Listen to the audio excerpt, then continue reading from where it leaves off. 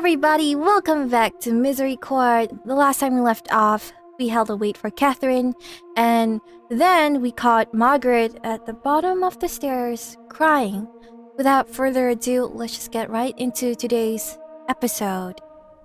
I wanted to say something to apologize, even though I had no idea what I would be apologizing for. Something about this impromptu cask smashing ritual bothered her, although I had no idea what had prompted a reaction this strong. Marta was closely connected to the wine, after all, and she had merely given us all a stern goodbye. Margaret looked to be in pieces, however. I felt awful. I did not get a chance to say anything, though. Catherine coaxed her friend away privately, and they disappeared into the staircase into the darkness while the rest of us said awkward farewells. Oh god, it really looks like blood from here. A long night, I think. Was smashing all those a bit... gosh? Gauche? Disrespectful to Catherine's memory, perhaps? I do think so, to be honest. I think that smashing the wine was not a good idea. And I think just pouring one batch out would have been fine. Just one cask out would have been fine, but they had to open all of them. I think it was more for their sake than for Catherine's sake. But then again, they are the ones living, I guess. I didn't intend it that way. Hopefully she understands that. It was a good idea, Sister Eustace. We climbed the staircase together, then turned back towards the cellar to admire our handiwork. Moira started giggling. The Superior is gonna kill us. Let her try. That was the most spiritually satisfying thing I've done in ages. Ah! Sister Flora. What about Flora? Oh, Flora's gonna cry. She's gonna be the one to feel the most hurt, I feel. She did not get a chance to join us. It was her actions that inspired the whole exercise. We should find her. There's one cask of Catherine's awful sherry left, I believe. I suppose it'd only be fair. Good thinking. I'll check the cloister and the garden. Maybe she's just getting some fresh air. I will scour the dorms and kitchens. I'll make a rounds of the grounds. Hedwig? I'll search whatever is left. The chapel? Adela can cover the chapel that's closer to the kitchens. You should check the rest of the upstairs, maybe? Where Margaret and Catherine the First went? The hallways and such. By my old cell? No! The cell! Exactly. It feels like a very cruel prank that Eustace is pulling on me right now, and it's not even a prank. Let's meet back here once we've finished looking, eh? I did not adore this idea, but I wasn't about to argue with Eustace in front of Adela and Moira. You could just pretend to look, you know? We triped up the stairs and went our separate ways. Eustace was still carrying the sword with her, swinging it idly at her side as if it were any old thing. As I found myself alone in the dark passageways, I began to wish I had a weapon as well. That hot rush of power holding that sword had provided had rapidly dissolved into the cold night air. I walked down the hall towards the intersection I had seen Eustace's horrible ghost visage with caution. The wind was picking up. I don't like this, I don't. I could hear that big door rattling again in the distance. I thought about peeking outside, but there was no chance that Flora was out on the wall when it was this cold and windy. Please, just turn back. We can pretend we searched it all, and we don't have to find anything creepy today. That's how I excused myself anyway. In truth, I did not want to be startled by the door slamming again. Flora? I turned the corner away from the door. Flora! I could hear something strange underneath the wind. Please, not a dead body. It was higher pitched and irregular in rhythm. It came from down the dark passageway to my cell. Oh god. It says danger. It says danger. Okay, calm myself down. Let's calm myself down. I braved a few steps forward to confirm it. I was sure of it. The sound got louder the further I walked. Okay, you know what? Logically speaking, there is nothing there. Everything is just a part of our imagination. Everything is fake. It's all part of your imagination. So there's no such thing as ghosts. And whatever we see down there has a logical explanation. That's what I'm gonna go with. That's how it is. That's how it's supposed to be. The hair on the back of my neck stood up straight. If Eustace was busy in the garden, then there was no way this could be a tired retread of her old jokes. It was an unearthly wail. It echoed around the hall, bouncing from wall to wall, pillar to pillar. I thought about the passageway Margaret had shown me. The demonic circle etched into the stone. Oh, I hate this. This is so scary. The Barghest? I hate this. I hate this. I hate this so much. I could not bear it one moment longer. Can't. I absolutely can't. I turned tail and sprinted out of the hall. Whatever that noise was, I told myself, it couldn't have been her. What if it was, though, that it was her, I don't know, dying, being stabbed, and you just left her there? But to be honest, I think in my situation, if I was there, I might have turned tail and run too. I'm not eager to find out what happened. No joy? Are they really gonna keep walking around with that wine, that sherry all over them? It's so disturbing to see. Eustace was already waiting when I arrived back at the cellar staircase. I shook my head as I came to a stop. Nothing, I'm afraid. I couldn't find her either. Hedwig, at the very least, just tell Eustace what you heard, and we can all go and search that cellar, that cell, together. It's too dark to see out there without a proper torch, and all I had was a little candle. I doubt she's outside at all, to be honest. It's too damned cold. It is, isn't it? We stood in silence for a moment. I trust tonight gave you some catharsis? Oh, very much so. Good. I think we can call the end of that. She looked down the stairs into the darkness. Goodbye, Catherine. I didn't know what to say. She had pivoted from slightly threatening to slightly forlorn so quickly I had no recourse. I think breaking the casks was a very sweet idea. Do you? That's good. I didn't take you as someone for impromptu ritual. No, but this felt right. It did, didn't it? I don't know. I don't know about that. Opening one is okay, maybe. But breaking all of them? I don't know about that. I said whatever I could to steer the conversation away from where this started.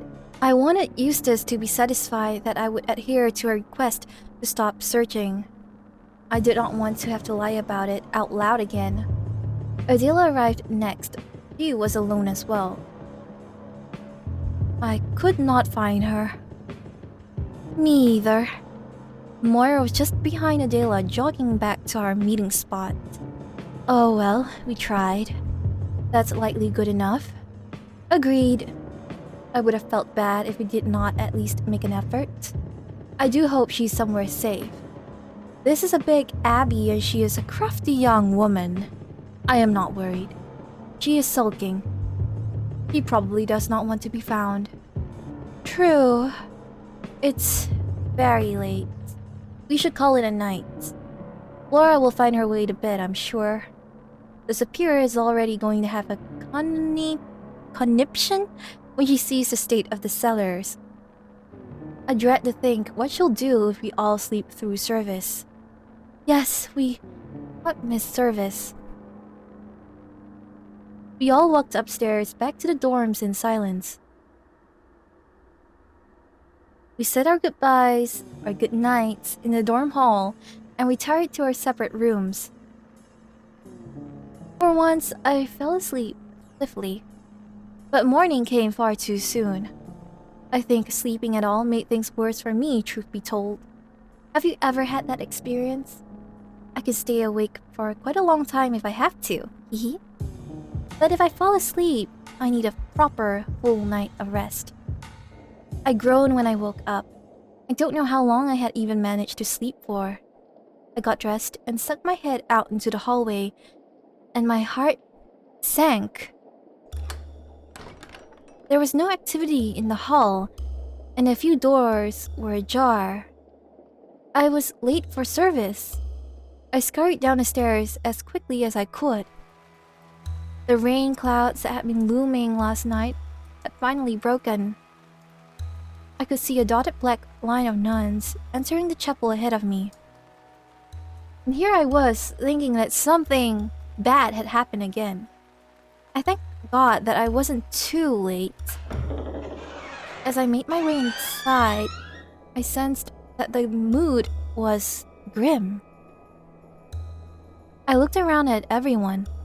The sisters looked slightly haggard and paler than was usual. Was I right? Was I right that Flora was murdered? Or, well, died? Nobody was speaking. I did not see Flora anywhere. Or maybe she is missing. My heart sank.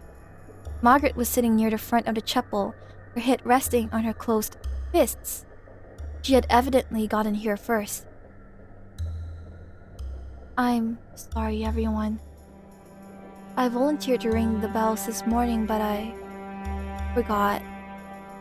He was staring straight ahead at something. Everyone looked so upset. I half expected to see a dead body lying on the altar as I got closer. That is some serious foreshadowing. However, Margaret was staring dead ahead at a crumpled pile of wooden wreckage sitting on the floor in front of her. The portative organ. Oh, Margaret. I was trying to fix it. There was this piece that Catherine and I would always take out for a laugh. I know you all know. And I thought to myself recently, this joke is wearing a bit thin. Maybe it's not the best time. I came back in here to pop the missing piece back in and... crash. Ha ha ha. Nobody spoke. Are you going to tell her? God, no. If one of you wants to sell me out, feel free. But I'm not going to get myself in trouble. The gathered sisters awkwardly took their seats in the pews. We waited for a while, listening to the sound of the rain. I was trying to do something nice, and then it fell. I get that. It really feels really bad when you want to do something, but it doesn't come out right. And I feel her. I can't complain, I suppose. The door finally swung open again. Please, Flora, please be alive. I turned around to see the bishop holding it open for the superior. She glowered as she strode forward. Each of her footsteps echoed with a terrible and heavy thud against the chapel floor. After what felt like hours, she stopped in the middle of the room to address the women sitting in the pews.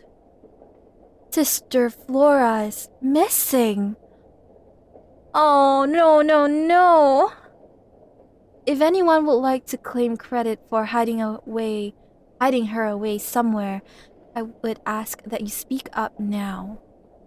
I will be just and fair. I understand that this would not be the first time a practical joke went too far. Nobody spoke. I assume the mess in the cellars has something to do with it. I am offering clemency. Will nobody take responsibility for their actions?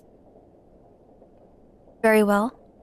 Should your consciousness recover, you may reclaim some decency by confessing to me privately in my office after service. She looked around the chapel sternly. Everyone averted their gaze. With a sharp sigh, she moved forward towards the altar.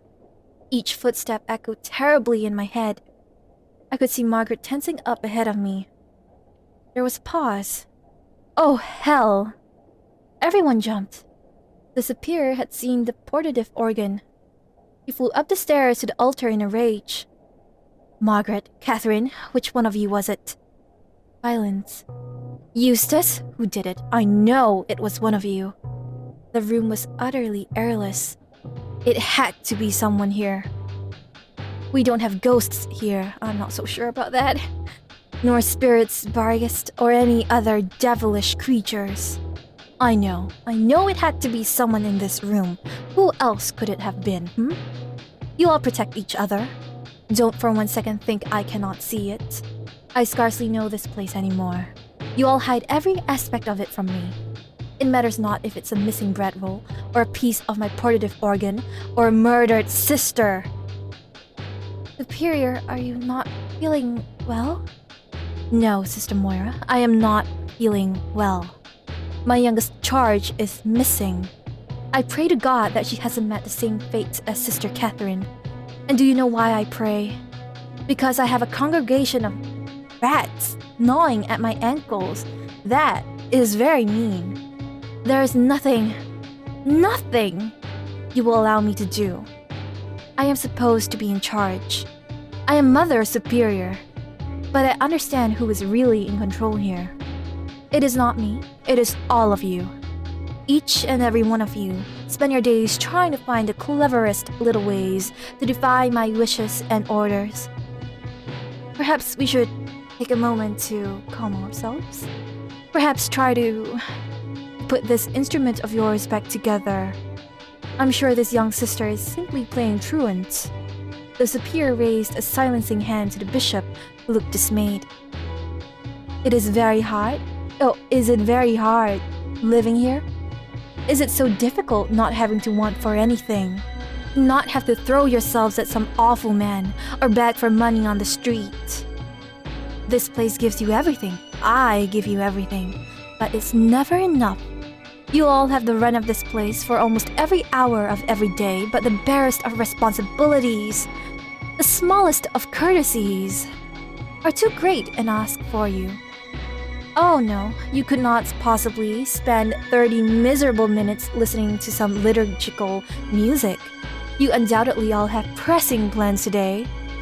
I am certain they're important. Drinking yourselves into a stupor in the misery court, perhaps? Or are you all waiting to dance around Flora's body, trussed up like a maypole? I have turned a blind eye to all manners of vices in my tenure here. That is still kind of weird, though, that you're assuming that Flora's dead. The last line was really kind of overkill. Actually, everything that she's saying is really quite an overreaction, I might say, but, well, she is probably bursting at the seams right now. Do not pretend I am unaware. Manly, selfish sodomites, the lot of you. That's a kind of weird line. She loomed over the altar, breathing raggedly. Her eyes darted between all of the women present, who squirmed uncomfortably and looked away. I just can't bear being treated this way any longer. Could any of you? How many of you could stand to live the way y'all conspired to make me live? I took a peek into the cellars this morning. Broken barrels, wine all over the floor. It stunk to high heaven. I could deal with that on its own. I wouldn't stop you all from having your fun. But where is Flora? What happened, Will no one come forward? Very well. She stepped down from the altar. The bishop made to follow her. Does she know? He looked gravely concerned. The superior looked straight ahead as she strode defiantly out of the chapel. Service is concluded. Do whatever you like. Mabel.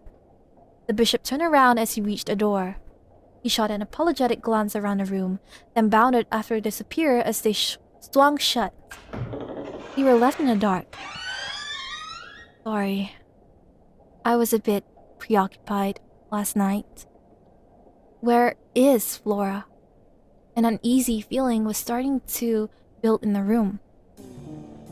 We don't know. We looked for her last night after everyone left the cellar. We thought she'd have a turn smashing the barrels with us. Don't you dare blame me. I wouldn't dream of it. I don't like this. Me either. If she left of her own accord, Flora is responsible for her own choices. She may be the youngest of us, but she is 19 years of age.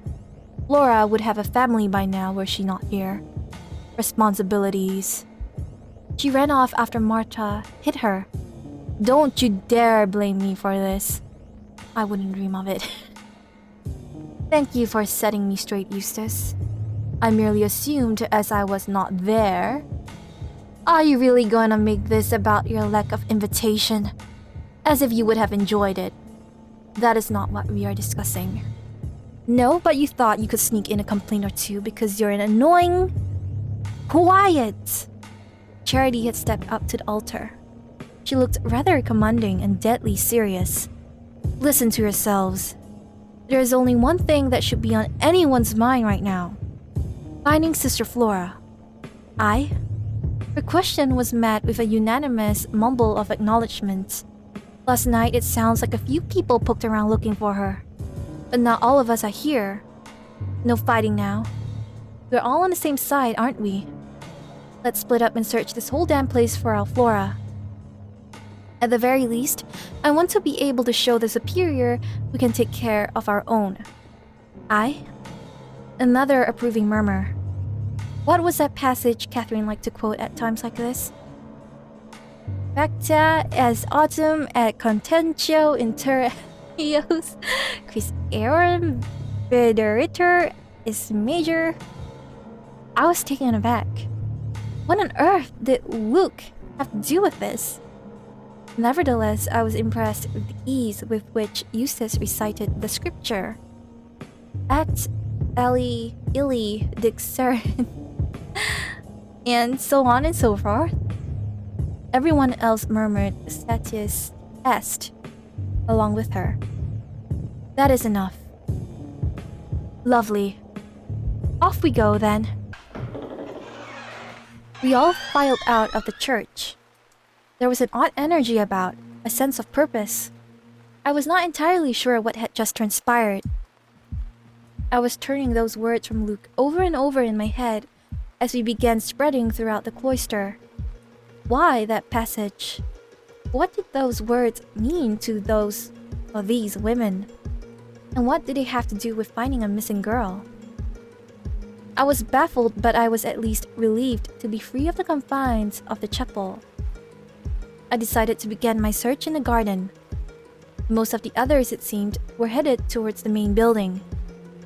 I really did hope Flora was safe, but right now I just wanted to be alone. I had had quite enough group discussion for one morning. Even in the rain, the flowers were quite lovely. They bounced up and down as raindrops hit them. There was a faint and pleasant rustling all throughout the grounds. I walked up and down the hedgerows. I was not sure what to expect. Would Flora jump out from behind a bush, and then you might die? Was I likely to find her skulking in a bed of carrots?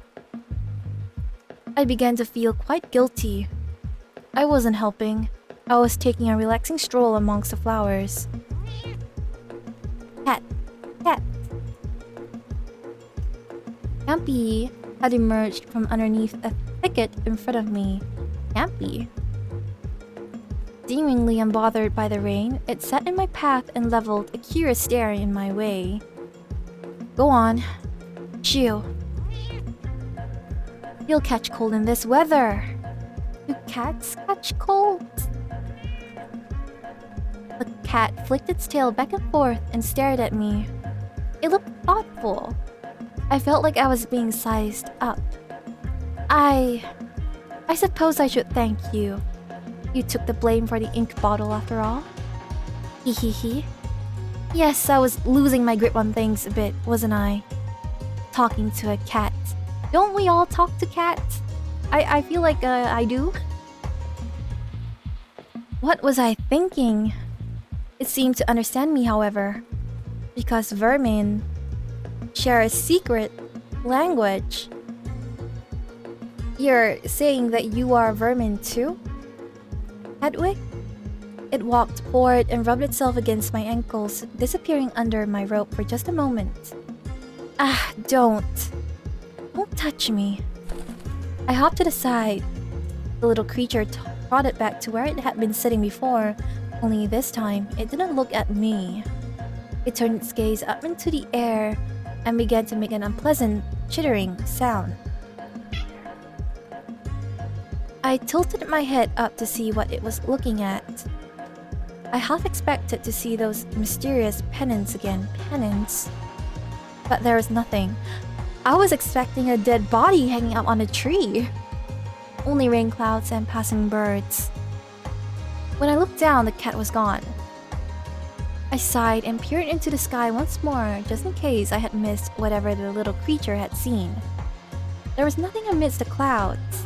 However, out of the corner of my eye, I saw something on the parapet overlooking the garden.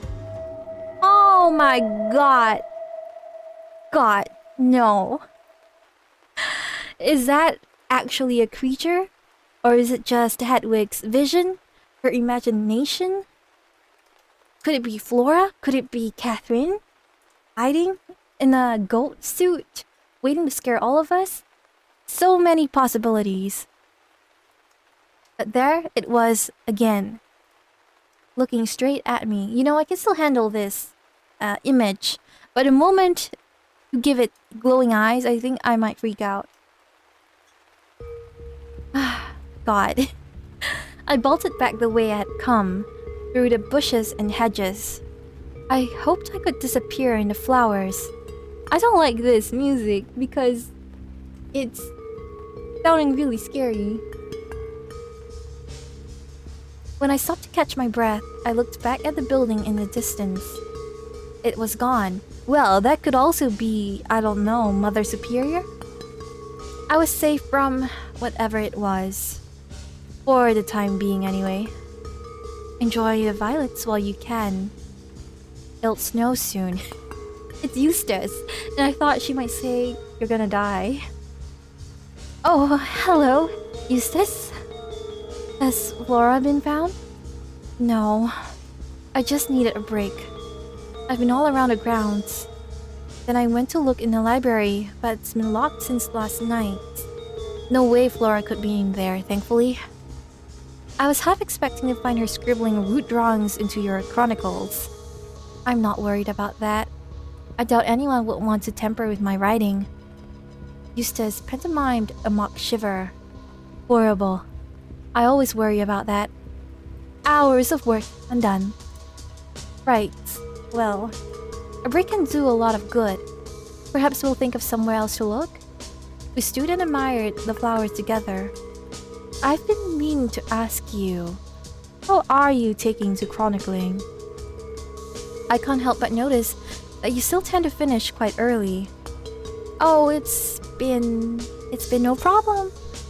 I'm sure I'll come into my own once I've had a little more practicing the fundamentals. As long as nothing's bothering you. I know we made up on the cart ride, but... Oh no, not at all. I haven't given our little spat a second thought. Well, that's good. I really am sorry about all that. Her expression stayed as inscrutable as ever. There's no need. Sister Eustace, I have been sad about something else. Flora will turn up. No, it's not that. I'm afraid Sister Catherine II, she has not left my thoughts, even though I was not party to the event. Forgive me if I'm going in circles here, but I've still been hearing so much about her, but at the same time, very little.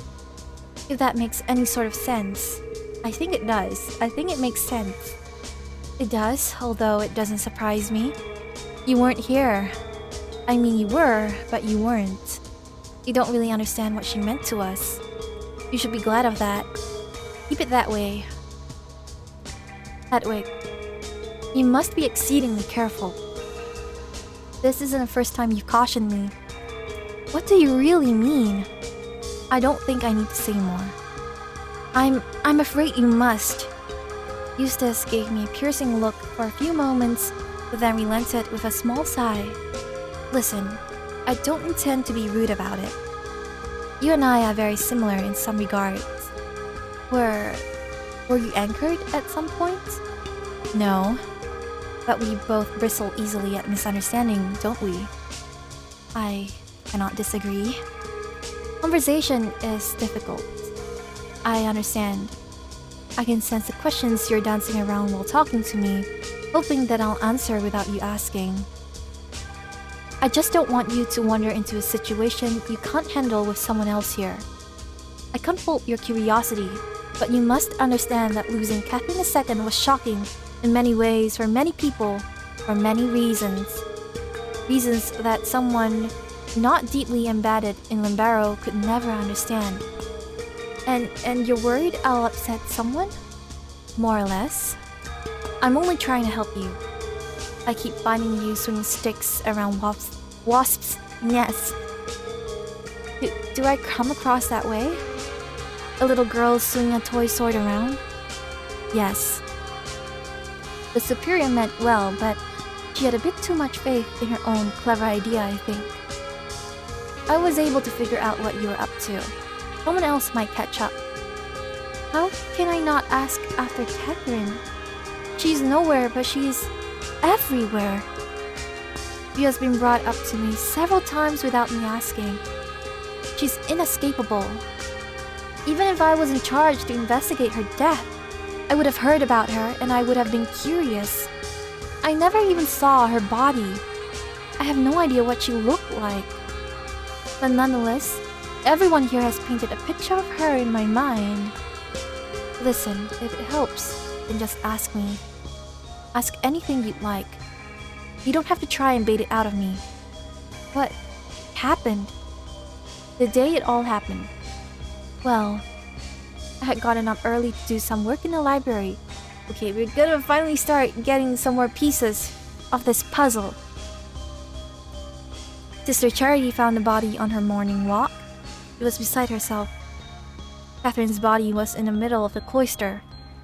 She'd been beheaded, although later we discovered that that wasn't her only wound. Evidently, there was a struggle between her and her attacker. Now this paints a new picture.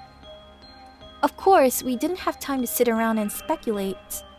Marta comforted Charity, while the rest of us scrambled around looking for the killer. I checked upstairs, in the misery court and library. I reasoned that those might be good hiding places. I remember Darcy checked the dormitories.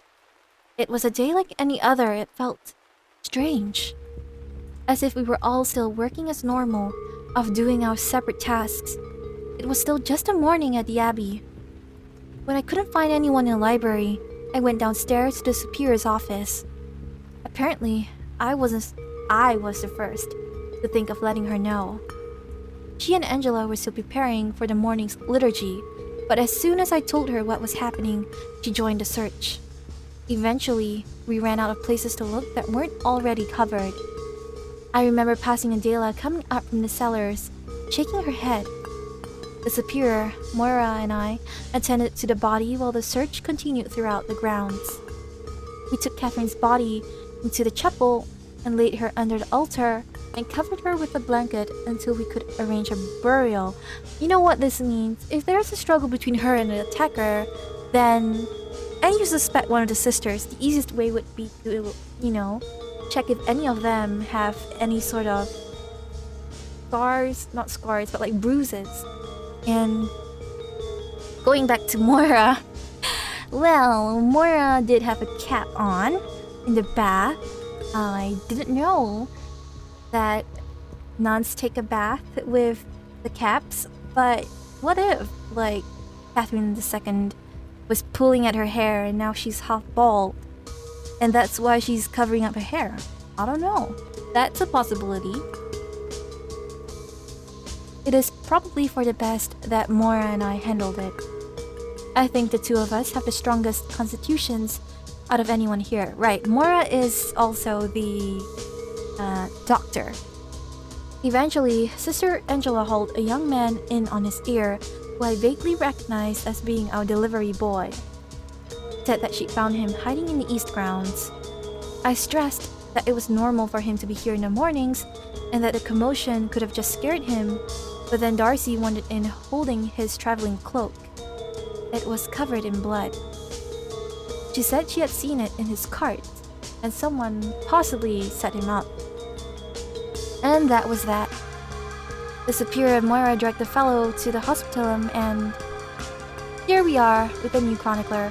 To be honest though, it doesn't really make sense that he would have his bloody cloak in the cart but still be walking around the grounds after committing a crime. I think if he committed the crime, if he killed Catherine II, then wouldn't you want to just run away and go back down from where you came? But then again, he has a job to do, and maybe not fulfilling that duty would make him very suspicious, but there's tons of other excuses he could have made to get away from it. Still though, I don't believe that he is the murderer, so we shall continue and see. They took him straight to the hospitalum. Immediately, everyone looked ready to tear him to pieces. You should have heard what some of the sisters were shouting as the superior left. It just doesn't seem right, although I suppose it was better to lock him away in the dungeon than leave him at everyone's mercy. I spoke to him, you know, in the hospital. I know he could be a simple liar, but he pleaded so earnestly. It felt so strange. It doesn't feel right to keep him in there. Why does the hospitalum have a dungeon? Eustace's eyes narrowed. He stepped towards me without warning, pushing me into the flower bush uncomfortably. Hedwig, listen to me very closely. I thought I had made it clear, but apparently I am not getting through. Be careful. She had me by the scruff of my robe, and even though she was slightly shorter than me, I felt terribly threatened. Why can't you trust me? I am doing everything in my power to help you. Flora wasn't careful, and look where we are now. Flora wasn't careful? What does that mean? Was Flora snooping around as well? I would assume she was, given how close she was to Catherine II. I do not want to see anyone else getting hurt. But Eustace is honestly quite suspicious. It seems that she knows something, and I don't want to write it off too early. But let's say she is not the murderer, but she knows someone who possibly is the murderer. She has her own suspicions, then maybe that's why she's looking out for us. But that line about Flora is still kind of odd. I do not want to see you fall victim to your own meddling. I need you to stay out of this. I don't know what you're talking about, Eustace. Stay out of it. Leave it alone. Oh God. Her words seemed to echo around the garden for a few moments. Her demand even scared some of the birds away. Finally, she stepped off. She brushed off her robe, still looking at me intensely. You have to trust me. Whatever the Superior is putting you up to, you need to stop it. Please, don't misunderstand me, Hedwig. I am on your side. Do you believe James killed her? Hedwig, do you believe it? No. Then surely you understand that I can't just... I can sympathize. But you need to let it go. Are you trying to find the truth as well? Oh, that was kind of ominous. Maybe we can work together. The most helpful thing you can do right now is nothing at all. So you're just gonna let him take the blame? You let Catherine die in vain? You are treading on dangerous ground. You think me uncaring? Do you think this is easy? I think Catherine would have wanted justice to be done. You don't know a fucking thing about Sister Catherine. Not a thing. So don't pretend you know anything about what she would have wanted or what justice for her would have looked like. I know plenty. I know she was good at chess. I know she was a sharp reader, and I know she had a keen sense of what is and isn't fair. I heard about her letters to Franz and her thoughts on money. I know she fancied herself a warrior and tried to teach you all how to fight. I know she wanted everyone to try new things and think about what they could do with their time on God's earth. And I know she liked plays. All of that is correct. But it's like you said before.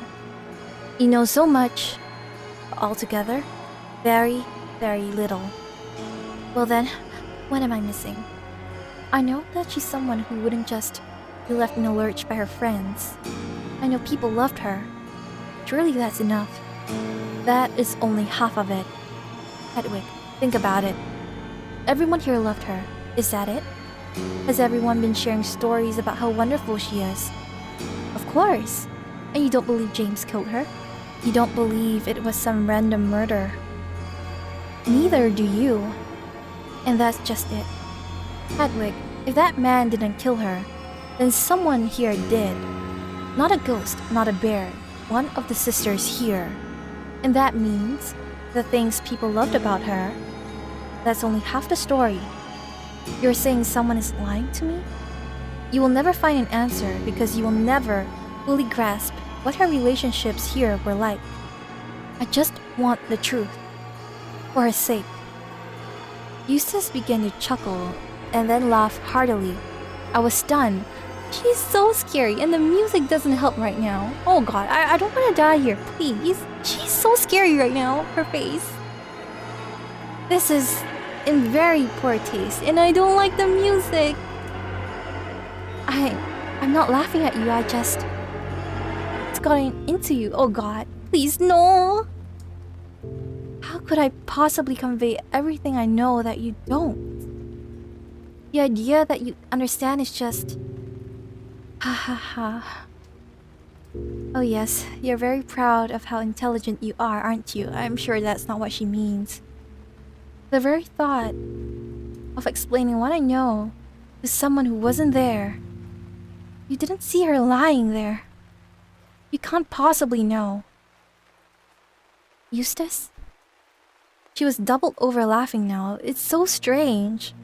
But maybe this is her way of coping with the murder, I don't know. It was a disturbing sight, to say the least, but it was her words that truly got under my skin. You didn't see your friend, covered in blood. What would you know about it? Is she laughing while saying all of this? So, she liked it? Did she? God! All you've ever done is read books. All you ever do is speculate. You're poking around in stories you have no stake in. Events you weren't there for. Isn't that right? Ha ha ha. Are you quite alright? I don't know how she's laughing. You don't even know what she looked like. I saw her. With my own eyes. Her head. And her hands. Blood all over the place. I cleaned it all up. I was the dearest confidant and I couldn't stop it. And you think you could do better? I didn't mean to, though maybe she is upset. I didn't know what to do. I tried my best to assume a comforting stance, some sort of embrace. Although my arms never made it around Eustace's body. She jerked her head back and began to dry heave between her humorless, maniacal laughs. I carried her by her legs, remora, like two ale wenches carrying a drunkard home. Her head kept falling off. Can you imagine it? Your friend's severed head rolling off of her chest, bouncing on the stone, over and over, down the chapel's front stairs. Stop it, you've made your point. And you know what? For as brave a face as I put on, as stoic as I have to stay even now, even I could not shake the feeling that even through her dead eyes, that she was looking straight at me. Stop! Ha ha ha. How perfectly horrible it all was. Just the idea is devastating. Is it? Well, I saw it. I touched it. I was there. Her hollow laughs had given way to bitter, dry sobs. I tried to pat her on the back, or something of the sort, anything that might comfort her. But she stood up straight as soon as I touched her, brushing me away. Promise me you will stay out of it. Please. Eustace. This mess, it's too much for me to bear, and I do understand the extent of it all. I was present for the whole affair, and I can't bring myself to do anything about it. I don't know who could be watching. I don't know what else might happen. Maybe that's why I can help. Why I should help. Eustace shook her head. No, there's nothing you can do. Nothing? I'm already... You don't know how much progress I've already made. It can't be much if you're still standing here. What's that supposed to mean? Whatever sort of conspiracy is playing out there. It would have to be all-consuming. I knew the instant the Superior announced you were joining us that it must have something to do with Catherine. If it was that obvious to me... I know that I'm being watched. I've seen... someone. Perhaps more than one person, I can't know for certain. Figures in the shadows. It's always been me. Oh, that's always been her. My stupid practical joke. I did that to scare you off. But it didn't work, clearly. Maybe some of them. I know it hasn't always been you. How? How could you possibly convince yourself of such a ridiculous... Because I just saw them. She suddenly went very pale. You. On the top of the wall. Not a quarter of an hour ago. Unless you can be in two places at once. Couldn't possibly have been you. Eustace wiped her face with her sleeve. Maybe that was someone else I put up to scare you. Maybe this is all another trick of mine. I do not believe it is. Then you should take my warnings even more seriously. Are there ghosts here? Devils? I don't know. But I know there is some malevolence at work in this place that is real. It is hurting people, killing them, and I'm trying to help you stay out of its gaze. Your concern is noted. I know it is a dark force at work in this place. It killed Catherine and has taken Flora. On that we can agree. But I'm not just doing this for the Superior. If Flora never showed her face here again, what you feel? If you have any decency, you must feel wretched just imagining it. I feel that way without Catherine, and I never met her. All I have is one of her books and some of your stories. So I know you must feel worse than I do. I'm scared witless by the shadow I worry is creeping in the shadows. But it would be worse to ignore it. And I am not going to let it stop me. Not them, nor you. I will not let the devil win. I held no blade in my hands, but at that moment, I felt like I could have taken on an army by myself. I breezed past a dumbfounded Eustace back towards the Abbey. I put her behind me and walked as fast as I could. I could hear her shouting behind me as I put distance between us. Eustace, Angela, the Superior, they were all making demands of me. But I served one and one alone. Hedwig! Leave it be! Leave it alone! Hedwig! Listen to me! Oh. No. What could that be? I'm kinda scared. Why is it just white? Is she having a vision? Oh, it's fading. It's fading. I have one hand over me right now because I'm so scared. But why are we fading away? Okay. The search continued well into the evening. As darkness fell, the weather turned foul. It was pouring now, and the stone walls rumbled as rolling thunder shook the mountain itself. Oh, Charity? We had all gathered in the chapel again. From a quick glance around the room, I gathered that everyone had returned empty-handed. Charity took the altar again, looking grim. No joy? That is rather worrying. Why are they still covered in cherry? Do they not bathe? Or at least wash up? Looked everywhere. I explored places I had never been before. Everyone had put in a lot of work, it seemed. There had been no time to relax or get changed. Some of our frocks were still covered in wine. Oh, okay. It would have been motivating had the situation been slightly less grim. The determination I had felt after my conversation with Eustace was being tested. I wanted to blurt out that I had a good idea of where Flora might be. We could all walk down the hallway together. Surely there was nothing so frightening down there that nearly a dozen women could not face. But if someone here were responsible for some grand plan that I did not understand, would I just be putting Flora in more danger?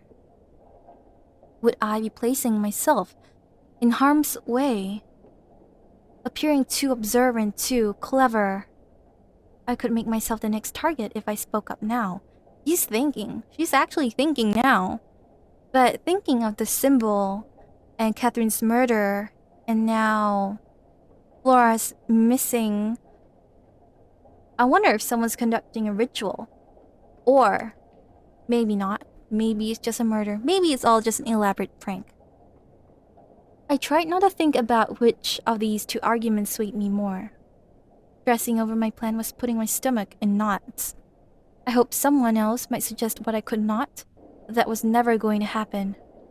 My cell was not, and had never been, on anyone's mind. My cell had never been in any of these women's hearts. As I looked around the room, I noticed that Marta was standing off to the side of the chapel alone. She looked gaunt and weak. I had been consistently surprised by her vigor up until now, but for the first time, she looked her age. Well, is there anywhere that has not been scoured? The cellars, the croft. Those were my first ideas. I see. And I know Adela looked in the same places after I did. I think that all of us may have individually checked everywhere, one after the other. We all double up. I do not doubt that people have put their back into it. I am worried. I really hope she is safe. If only we had looked a little harder last night. It's not your fault. Missing for one night, that's just acting out. Missing for 2 nights. We have done everything we can today, I'm afraid. I think we all need to rest and try again tomorrow. My feet are killing me. No, we have to keep looking. I understand how seriously we're all taking this, but we should take a breather. A night's sleep is what we all need right now. We'll expand out beyond the grounds tomorrow, I think. I don't need any of you falling asleep or rolling down a hill. Flora missing is quite enough, thank you. Everyone seemed to agree, albeit reluctantly. When I had left Eustace in the garden, a plan had formed in my mind. I had a sneaking suspicion where Flora was, but I dared not share it with the rest of the sisters. There was a place I was certain nobody had checked. A place I knew even Margaret had likely avoided, even if she had considered it. Oh, that area! The thought terrified me, but I knew I had to check. For Flora's sake. I'm assuming it's the area where the evil symbol was found. But I don't want to go there on my own. We all filed out of the chapel back towards the dorms through the storm. I really hope she isn't out there in this weather. If she is, I would wager she is safe. She's young and resourceful. Remember when Catherine taught us how to make fires? Hehehe. I do. You're right, she's probably having a more comfortable night than us. Adela rubbed Moira's shoulder reassuringly, then broke off to go and talk to Angela. Did someone tell the superior what we did today? I wouldn't. I went to try and talk to her earlier and I could hear her sobbing. Even through that thick doors of hers. I imagine she's getting shouted at by the bishop all day. I don't think we should talk to her until we have good news. Oh dear. Oh dear.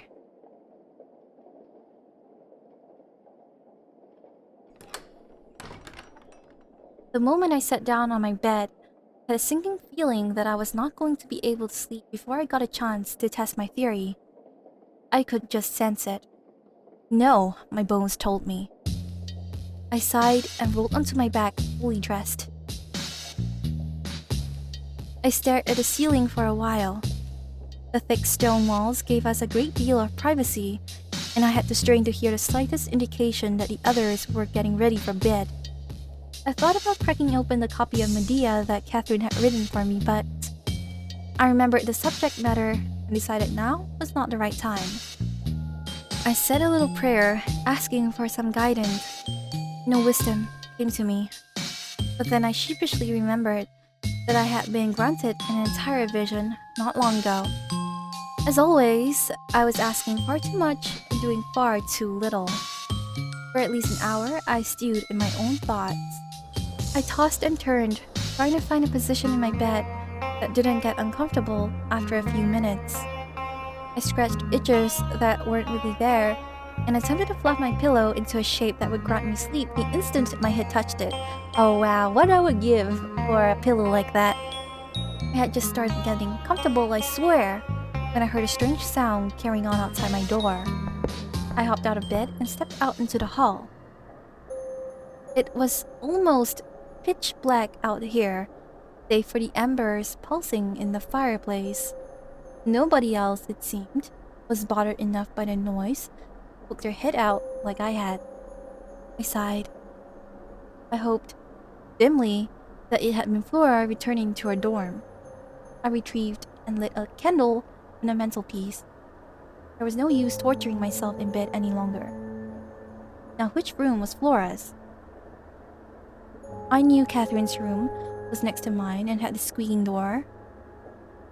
I remembered Moira's room had inky paw prints leading out of it next to Catherine's. Darcy's was on the very end of my row, closest to the hearth. I chanced a door I couldn't place. I felt so nosy, but if I could spare myself a horrid adventure into that hall... Ever so gently, I pushed the unfamiliar door with my finger. I realized that this was not a particularly wise idea. Oh, so the doors can just be pushed open like that? The door swung inward. Not only was it rude, it was conspicuous. I pushed this door in just a little more before thinking better of it. I'd better prepare myself. Just before I relented, however, I caught something odd. I could hear at least 2 people breathing on the other side of this door. They must have been discussing where else to look for Flora, I reasoned, and gone late into the night out of concern. Or perhaps a darker voice in the back of my head suggested they had been scheming on what cruelties to enact on her next. Just then, I heard a startling sound. Oh, danger again! No. It had come from far away, but even so, it was blood-curdling. It is. I scampered out of the dormitories and onto the landing. I did my best to steel myself. If only I had thought to demand Eustace lend me the sword when I had found the courage to stand up to her in the garden. The cricket would have to do. Oh god, I'm really scared right now. I heard it again. This time, it was mixed with that same hair-raising whine I had heard in my cell's hallway. My heart stopped. That was definitely a woman yelling. Screaming? I panicked. Was I too late? I had not told any of the others about my theory. Laura was hiding in my old cell. None of them could know. If Laura was the target of someone's dark machinations the way Catherine had been, I had to be the one to find her. Oh god. I picked up my pace and jogged towards a dark hallway crossing. The huge door was rattling in the wind again, but But that wasn't the source of the sound I was chasing. It was definitely coming from the darkest hall. The one my cell was in. The one that evil Sigil was in. Okay, calm down. I can do it. I froze for a moment, unsure what to do. The pride I had felt deducing the one place nobody would have thought to check had been enough to make me forget about that.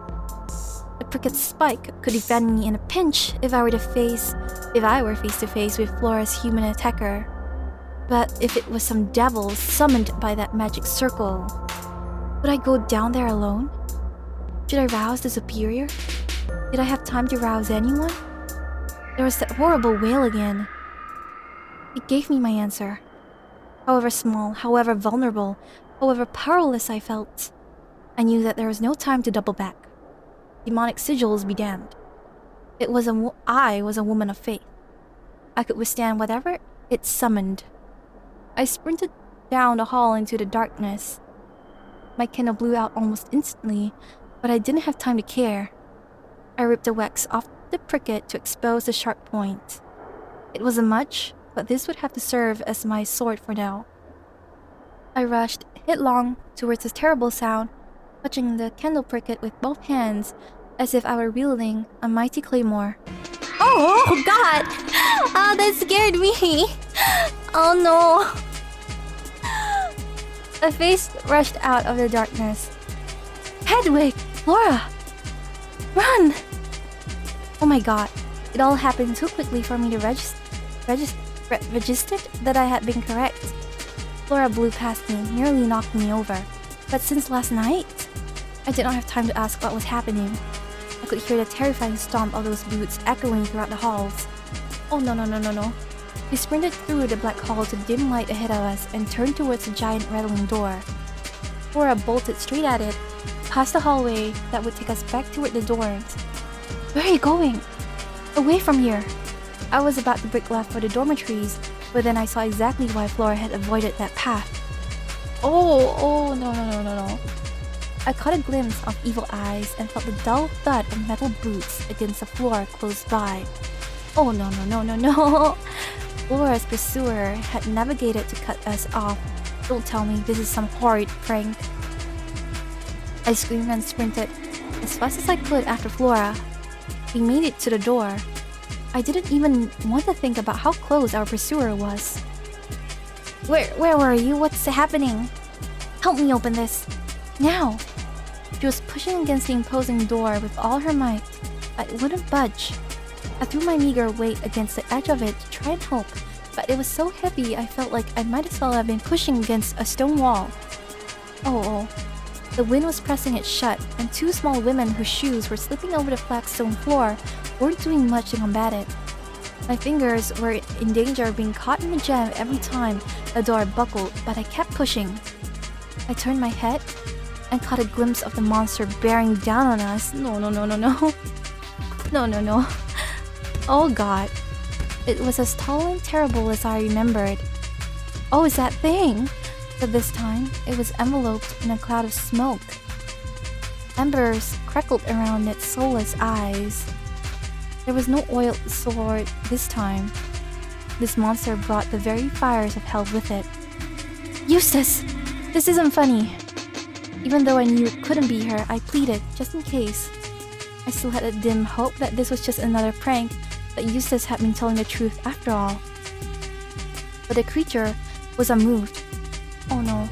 The giant oaken door finally swung open, just enough for me to slip through. Flora? I turned to try and yank Flora out with me, grabbing a handful of whatever cloth I could find as I made it outside. But the door caught her foot as I pulled her through. Oh no, Flora, please! Help! I held onto her free hand with both of mine. She yelped, and I could tell that a monster on the other side of the threshold had grabbed onto her. Don't let go. I won't.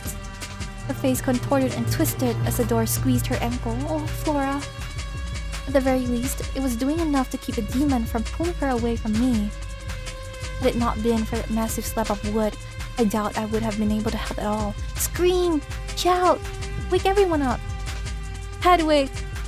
The wind let up for a moment, and the sudden leg of force set us both off balance as the weight of the door lifted. We fell down, and the door swung open just far enough for me to see that our attacker had let go of Flora as well. She was scrambling towards me on all fours, but the beast lurched forward to snatch her again. I held my hands out again to hold onto the poor girl's arm. Her fingers gripped my frock, and I held her wrist as tightly as I could, but I knew I could not combat this monster alone.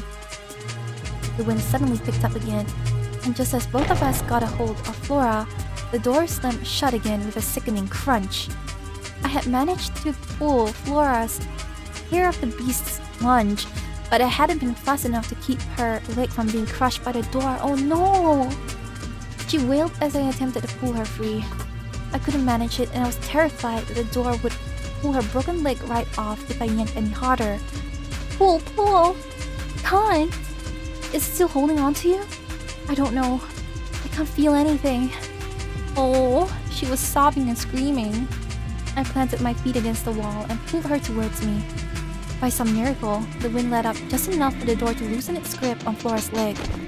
Oh, Flora! I tumbled backwards into a heap.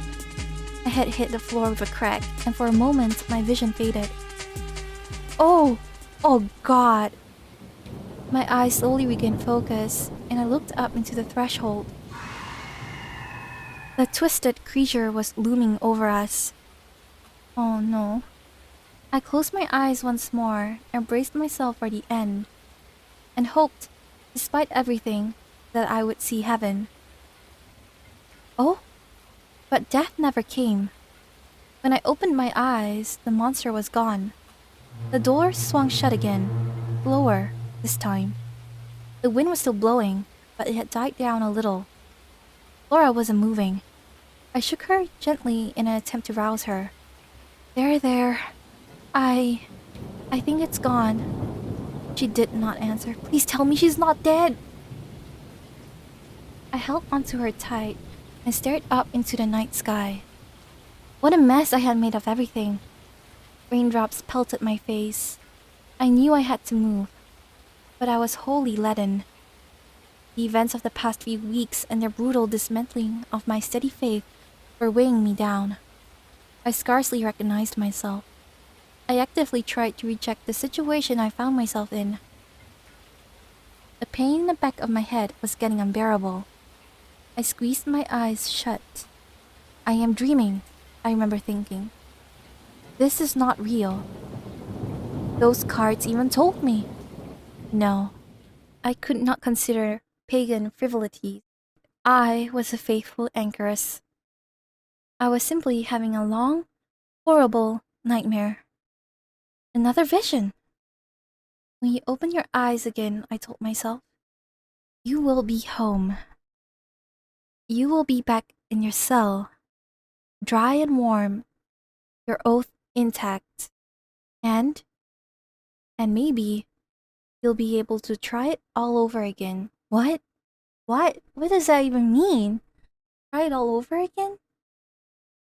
Oh, I'm scared. Upper wall. And it's raining. Still, I had no such luck. Oh, I don't like this. We are fading to black. I'm hiding my... Oh, it's the end? No. This is a cliffhanger. No. They don't even know what will happen to Laura. Is she dead? Is she alive? We don't know. I don't like it.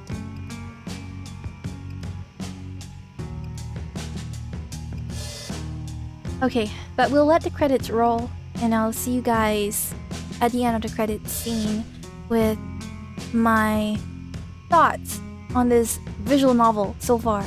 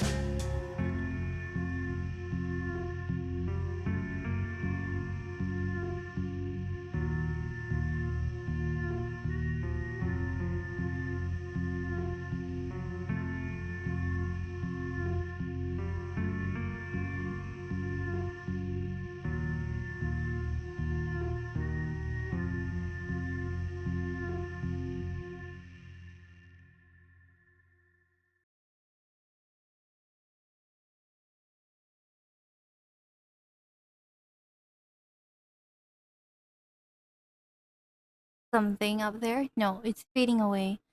A huge thank you to everyone and anyone who made a stock image recording a tool that was used in this production. You made this solo project possible. Oh.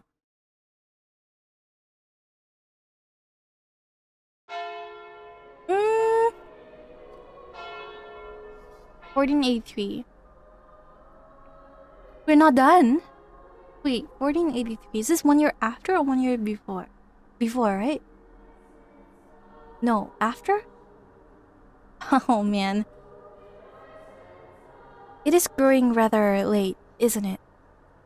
I apologize, but I think I will leave my story there for tonight. I did not cover anything close to what I considered a full story, but that is a rather exciting place to leave things, is it not? Even if you know what happens, there's still a sense of, oh, I don't know. I felt something recalling these misadventures, even though I had lived them. Do you know how things turned out? No, don't tell me who you are.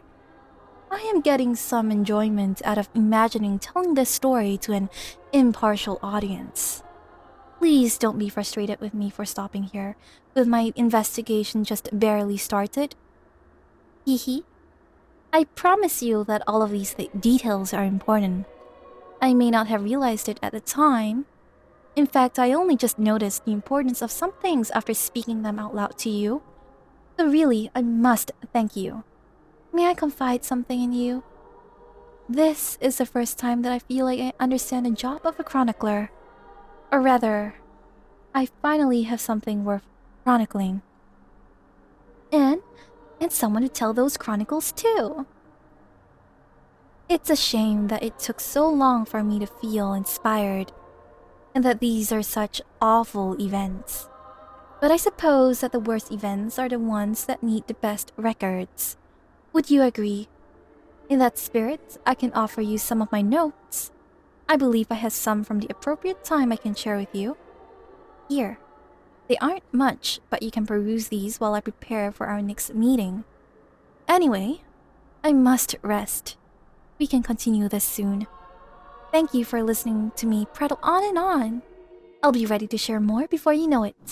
Oh, that scared me. My heart jumped. That's it. Oh, we have new menus. Chapter select. Oh, so many chapters. And so scary too. That is scary. Okay. Gallery. These are all the scary images that I do not want to see. So I move down. Oh, but we got all of them. Of course we would get all of them. Because we did play through the entire first chapter. And there are many creepy images. Characters. Oh, wait. But there's someone... Oh, it's Catherine. I thought, who is it? All the characters are here. Oh, but we gotta go over the character menu. And this is Hedwig.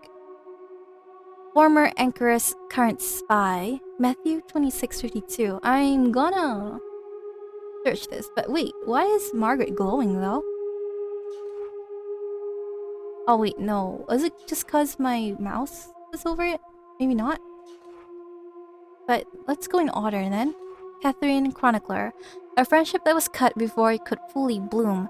I've never seen her face and I miss her dearly. I've heard so much about her good works, but I have so many questions about what seem to be her flaws.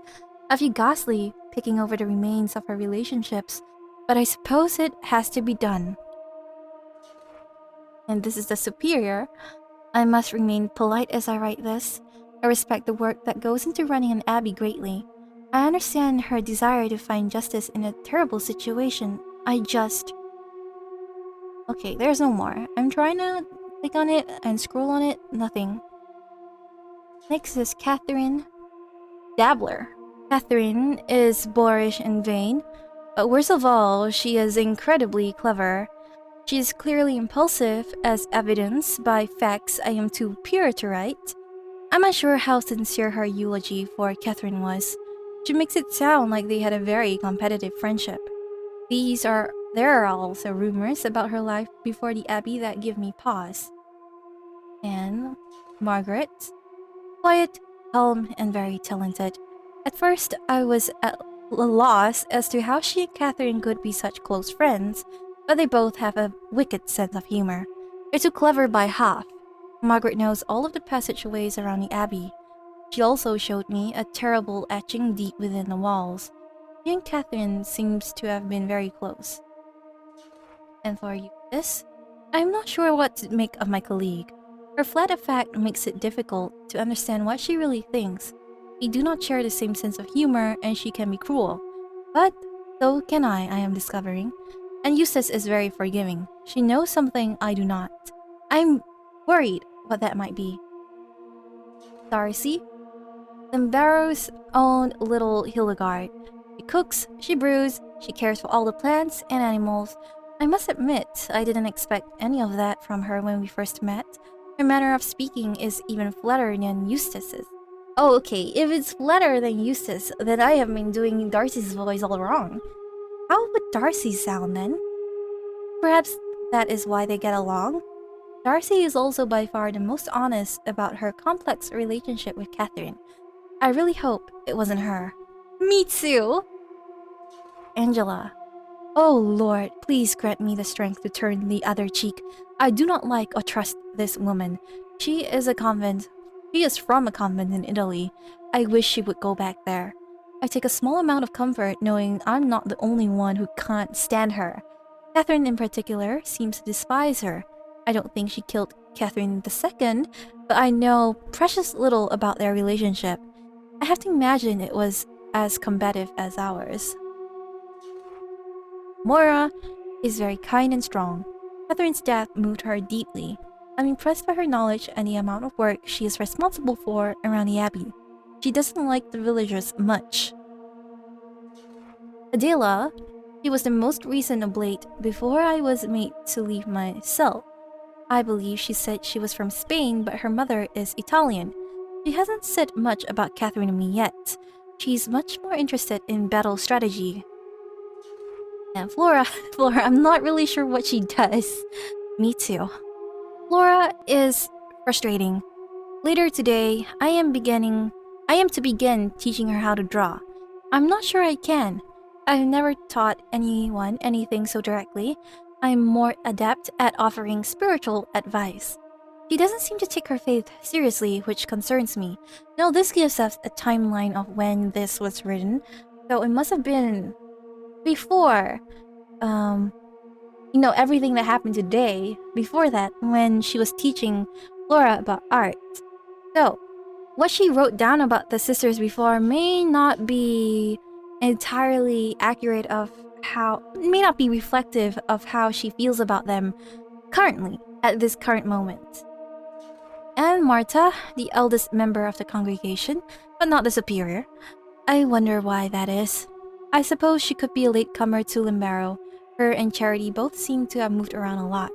At first, I thought she was kind and wise, but the more I hear from her, the more uneasy I am around her. She is wise, but she is cold. Some of her behavior reminds me of my most vindictive thoughts, which embarrasses and humbles me. Charity is gregarious and kind. She discovered Catherine's body, and I can scarcely bring myself to ask her about all that whenever I see her big, soft smile. She seems to have seen a lot in her life, and she served at several abbeys. I wonder why she settled here. I also wonder how she puts up with Marta's cynical exterior. We haven't spoken much, save for her reassurance about Angela. James? He is rather pathetic. I do find it hard to believe he killed anyone. His family seemed willing to believe it, however. I'm not sure what to make of that. I feel compelled to protect him. The bishop. This man made me an anchoress. I cannot look at him without wondering how disappointed he must be in me for allowing myself to be dragged out of my cell. Alright, and that's all for the characters, but I have to see this. Matthew 26:52. I'm gonna search that up. So the thing about Bibles is that they have many different translations, right? And I wanted to find the version that Hedwig would most likely have read, but I don't think there's a version out here on the internet. There might be, but there's a lot of ones that possibly could have been Hedwig's version that I cannot find because no one uses them anymore. So I will just use the New International Version, I think that's what it's called. And it says, "Put your sword back in its place," Jesus said to him. For all who draw a sword will die by the sword." And, well, sword really conjures up that image of Catherine's death. But also, I mean, at its core, it speaks of not choosing violence, right? But I wonder if we are to look at its more literal meaning with Hedwig putting it here, kind of ominously on her own profile. Anyway, I think I'm gonna make a rounding up video next week for Misery Court. That way I can consolidate on my thoughts ahead of time and prepare a semi-entertaining video maybe, and hope you guys will enjoy it. But for now, I'll just give a quick rundown. I think but volume 1 was very interesting. I'm still curious to see how the very first chapter will affect the rest of the story. You know, the one with the mysterious handsome guy, and the other mysterious rich old man, maybe. I wonder how it's gonna play all together. The timing of the story sure is interesting, and I'm excited to see what will happen next because this cliffhanger was just too bad. But I think I'll be back with next week with a rounding off video, and yeah, I'll see you guys next time. Bye!